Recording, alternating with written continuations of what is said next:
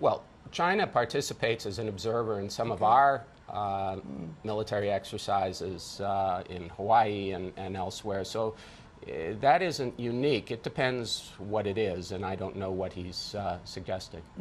With President Duterte saying he wants Russia. But let me make a larger point, which is, as Secretary Russell said yesterday, and as I've said many times, we don't consider this to be a zero-sum game. We think the Philippines should have a better relationship with China.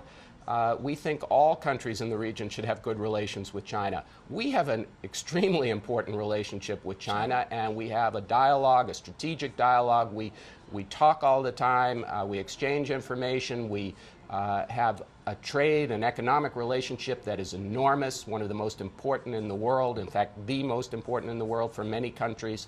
And so we think you should have a better relationship with China, and that's all to the good. It just shouldn't be a zero-sum game where anyone thinks you have to discard the United States to do something with China. Russell said yesterday that clearly the warmer ties with China shouldn't come at the expense of the U.S. He said that in the ambush interview. Now, clearly some people think President Duterte is coming from this antipathy is coming from something very personal to him. People are trying to determine what it is, whether it's not getting a visa, whether it's the 1906 situation that you've already said it's 120 years ago. We have more issues today. But there's one that's quite recent that I wanted to ask you, which would be the Meiring case. When he came back, he said, I asked the U.S. to give me a report on the Meiring case, and they never got back to me. So, Mr. Ambassador, what really happened? He accuses the U.S. of taking him, spiriting him away. Well, a couple of things. Go ahead. One is, my understanding from our records is that that information was provided at the time.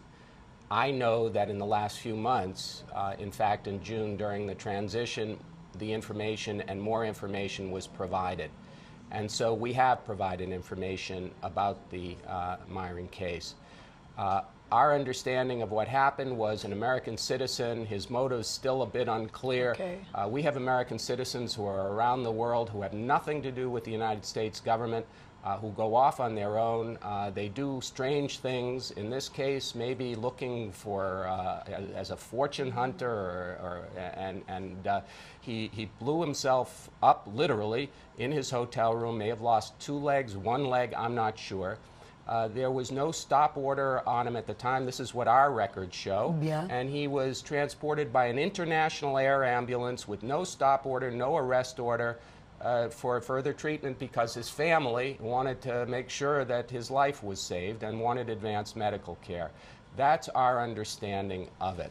I hope that this should not be the be-all and end-all of our relationship between the United States and the Philippines. All I can do, all the embassy can do, all the United States government can do is to provide the information as we know it. Yeah. And I hope that it is accepted and that we can then go on to serious matters of government-to-government relations. Yeah.